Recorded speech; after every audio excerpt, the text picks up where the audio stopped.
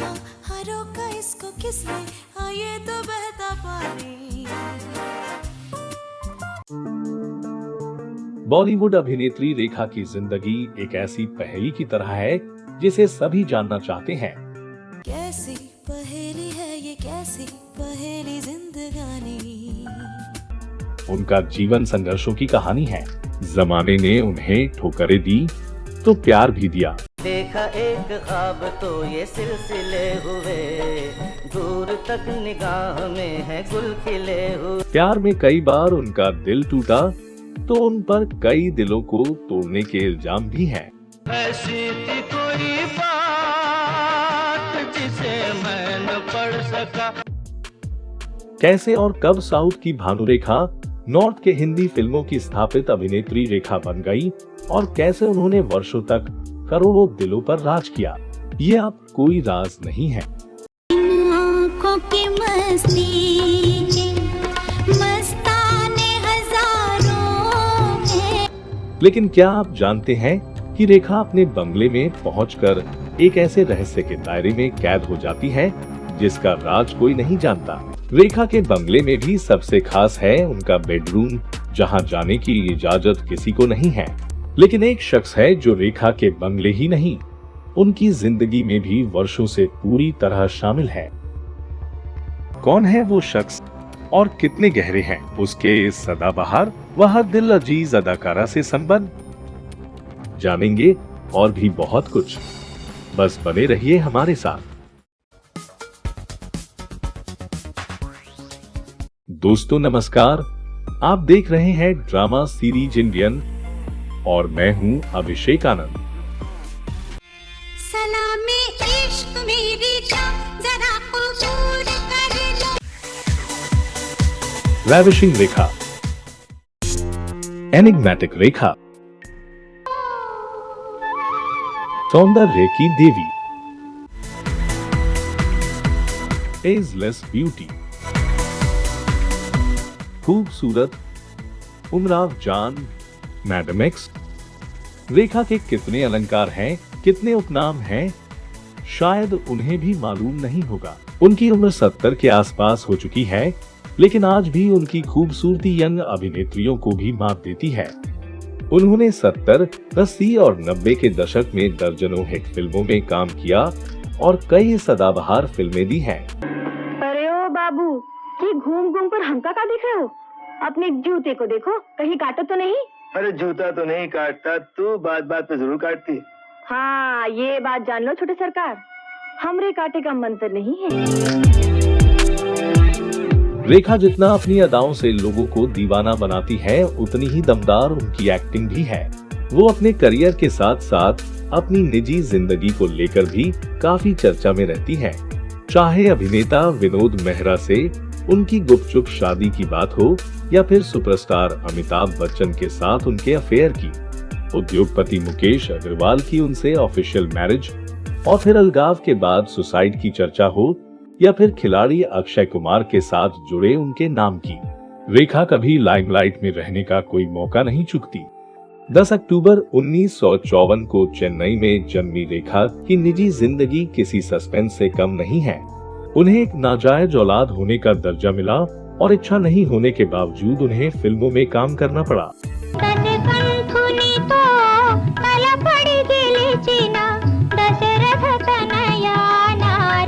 वो अपने पिता जैमिनी गणेशन से इतनी नाराज थी कि उनके अंतिम संस्कार में भी नहीं गई।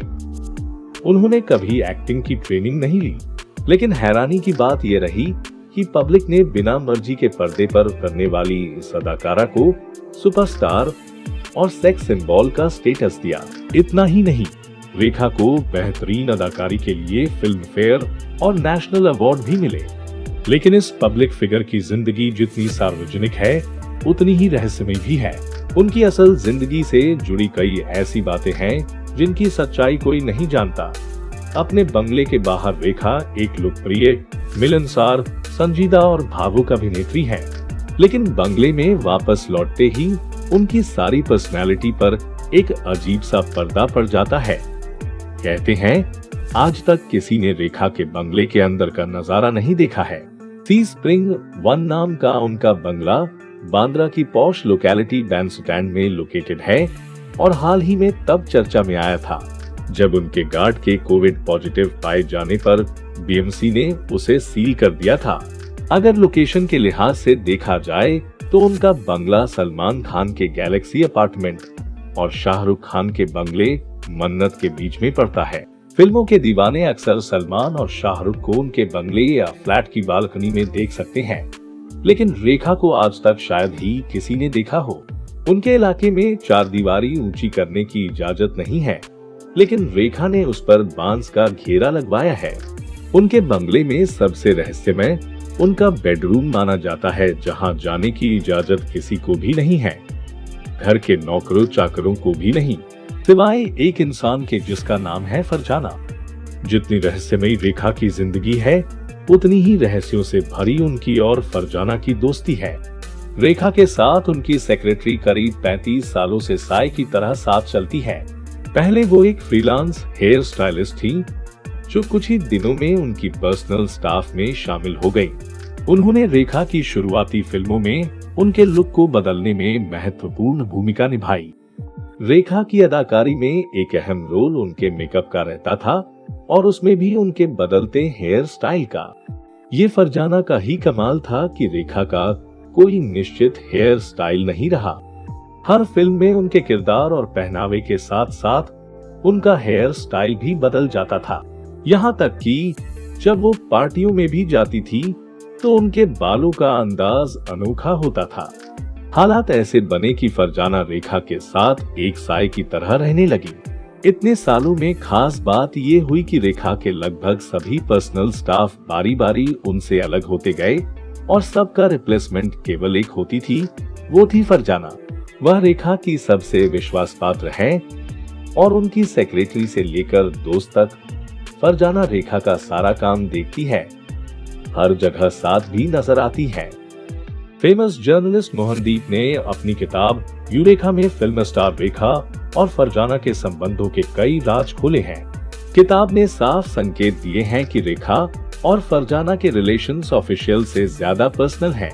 मोहनदीप ने अपनी किताब में दावा किया है कि ऐसे संबंध नॉर्मल नहीं माने जा सकते। हालांकि फरजाना को कई मौके पर रेखा के साथ देखा गया है और उनका पहनावा लड़कियों वाला नहीं बल्कि आदमियों वाला है। किताब के मुताबिक रेखा और उनकी सेक्रेटरी फरजाना के बीच वो रिलेशन है जो एक पति और पत्नी के बीच होते हैं। इस किताब में रेखा के बेडरूम के बारे में भी कई हैरान कर देने वाली बातें लिखी हुई है। कहा गया है कि रेखा के बेडरूम में कोई नहीं जा सकता, मगर फरजाना को इनके बेडरूम में आने जाने की पूरी तरह से छूट है।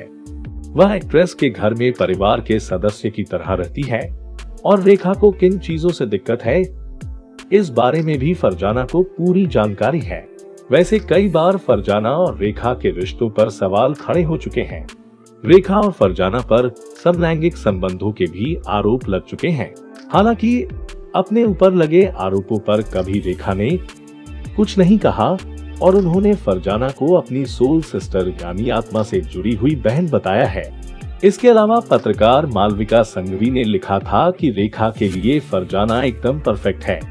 उनका कहना है कि फरजाना रेखा के लिए सब कुछ है। रेखा फरजाना के बिना एक कदम भी नहीं उठाती और वो फरजाना के बिना नहीं रह सकती। पत्रकार और लेखक यासिर उस्मान ने अपनी किताब रेखा द अनटोल्ड स्टोरी में उनकी पर्सनल जिंदगी के बारे में कई राज खोल कर रख दिए हैं। किताब ने रेखा के फरजाना से संबंधों के अलावा भी कई संबंधों का जिक्र किया है। किताब में बताया गया है कि रेखा को शुरुआती दिनों में काफी स्ट्रगल करना पड़ा था। कम उम्र में उनके साथ इंडस्ट्री में काफी बुरा व्यवहार किया गया। शुरुआती फिल्मों में ही उन्हें जबरदस्ती स्मूच का शिकार होना पड़ा था। तब वह महज 15 साल की थी और फिल्मों में करियर बनाने निकल पड़ी थी। ये घटना उनके साथ मुंबई में फिल्म शूटिंग के दौरान सन 1968 में घटी। इस किताब के मुताबिक फिल्म अनजाना सफर के सेट पर रेखा के साथ अभिनेता विश्वजीत ने 5 मिनट तक स्मूच किया था, वो भी बिना जानकारी दिए, और ये सीन देने के बाद वह बेहोश हो गई थी। इस किताब के मुताबिक रेखा इस सीन के बाद बहुत रोई और अपने साथ हुए इस घटना को लेकर आवाज उठाने की सोची लेकिन उस समय उन्हें काम की सख्त जरूरत थी, इसलिए वह चुप्पी साध गई। बाद में ये फिल्म सेंसर बोर्ड के कारण रिलीज नहीं हो पाई और 1979 में इसे दो शिकारी के नाम से रिलीज किया गया।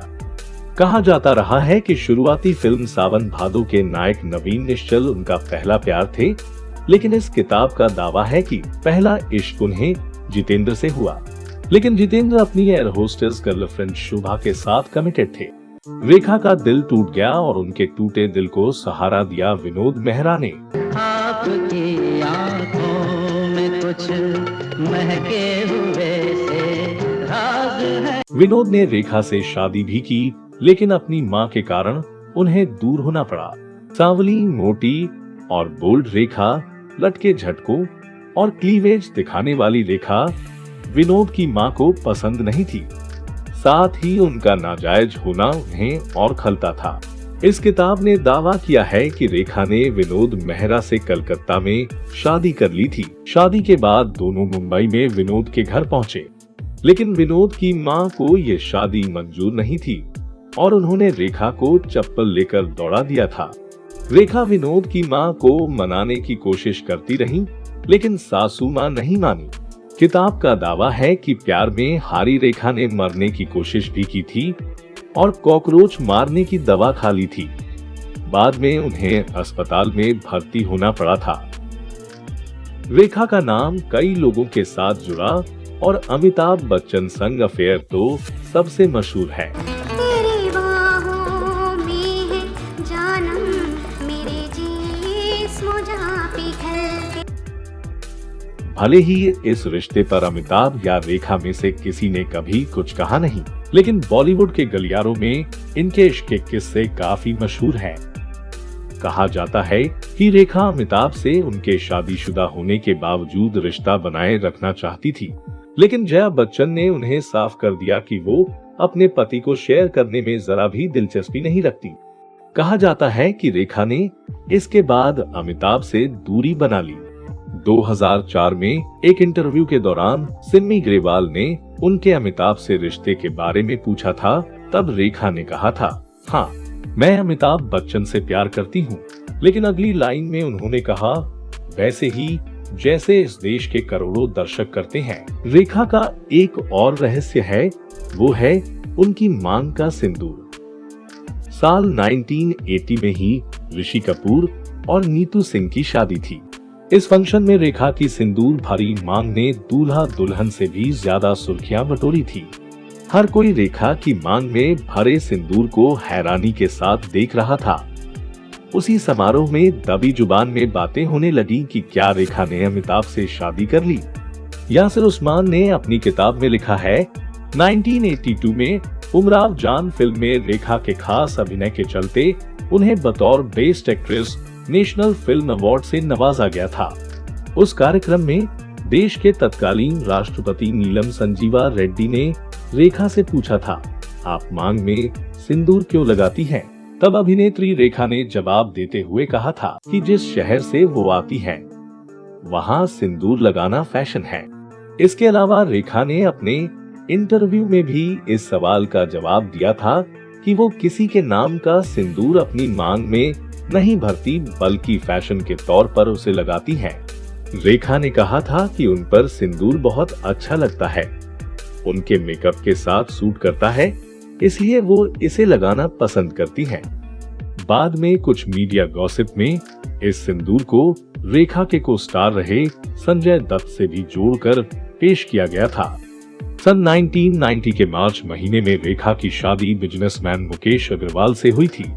मुकेश दिल्ली के युवा व्यापारी थे और निकी ताशा किचनेट नाम का उनका प्रोडक्ट काफी मशहूर था। दोनों की वैवाहिक जिंदगी की शुरुआत तो काफी नाटकीय और धूम धड़ाके के साथ हुई, लेकिन एक साल के अंदर ही दोनों की अनबन होने लगी और झगड़े के बाद रेखा ने मुकेश से बात करनी बंद कर दी। मुकेश रेखा के पीछे मुंबई पहुंच गए और रेखा की कार के पीछे बारिश में रोते हुए दीवानों की तरह भागते रहे, लेकिन रेखा नहीं रुकी। उसी साल अक्टूबर में मुकेश ने रेखा के दुपट्टे से ही फांसी लगाकर जान दे दी। अग्रवाल की मौत के बाद रेखा को लोगों की नफरत मिली। उस वक्त पूरे देश ने उन्हें वैम्प करार दिया था। उनकी फिल्म शेषनाग के पोस्टर पर कालिख मली गई थी। रेखा आज भले ही दूसरी हसीनाओं की तरह पार्टियों या पब्लिक फंक्शंस में कम नजर आती हो, लेकिन कहने की जरूरत नहीं है कि उनके चाहने वाले उनके दीवाने हैं। उन्होंने हाल ही में एक टीवी रियलिटी शो में जाकर इतना उम्दा परफॉर्मेंस दिया कि वो बेतहाशा वायरल हो गई।